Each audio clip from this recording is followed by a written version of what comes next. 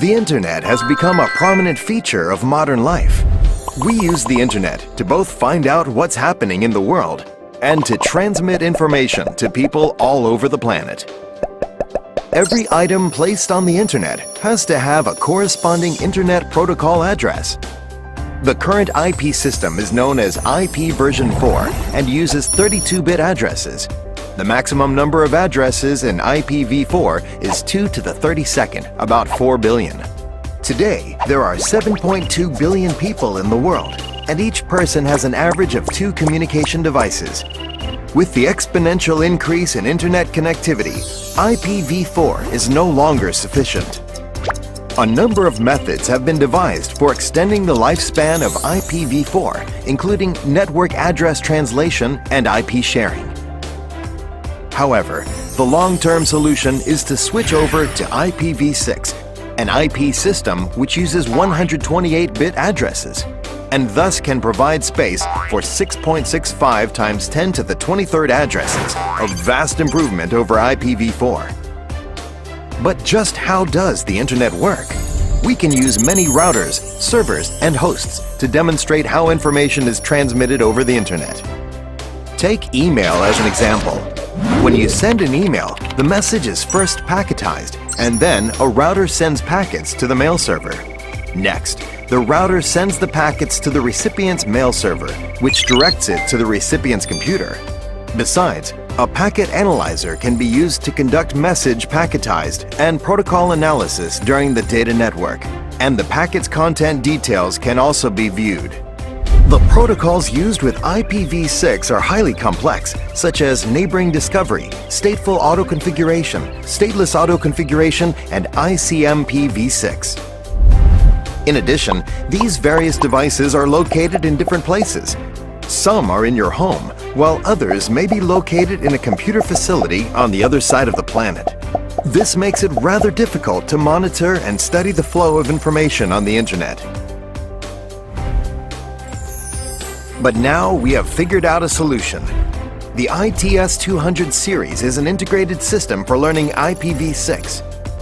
This system compresses the router and host and places them right in the lab, making it easy to observe and study the flow of information. In addition, a packet analyzer can be used to monitor packet routing. ITS-200 series includes 3 ITS-201 IPv6 host client learning platforms, 2 ITS-202 IPv6 host server learning platforms, and 3 ITS-203 IPv6 router learning platforms, all of which use IPv6. The graphics are OSI Network 7 layers, and the ITS-200 series content corresponds to the hierarchical layer of the technology. ITS-201 is an IPv6 packet analyzer capable of tracking the route of any information transmitted on the Internet.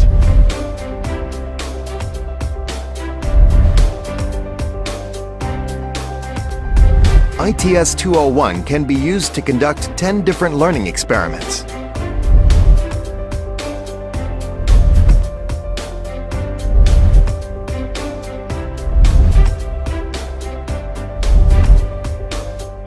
The web server provides stateless auto-configuration, so that even if the user crosses over into an area covered by a different router, the transportation will continue. ITS-202 can be used to carry out 5 different learning experiments.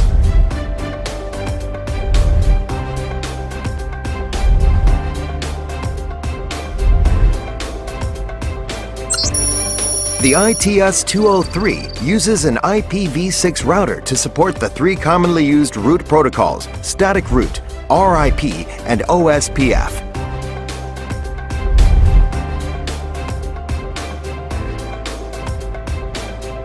ITS-203 can be used to carry out 20 different learning experiments.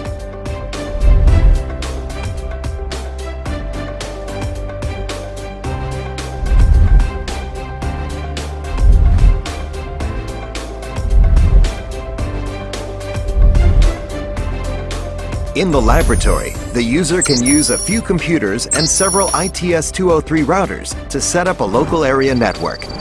connect to the ITS-200 server to provide service, and use the ITS-201 packet analyzer to monitor the route of information packets from its point of origin all the way to its destination.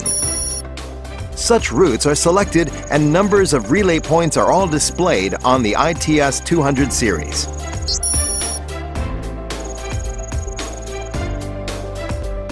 When IPv6 comes into use, every item on the Internet will have its own IPv6 address.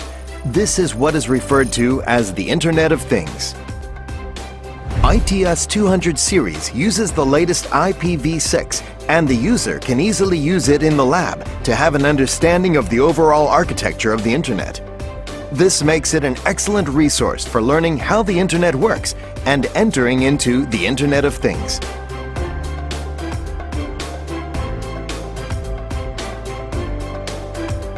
K&H's ITS-200 series, the optimal choice in Internet teaching materials.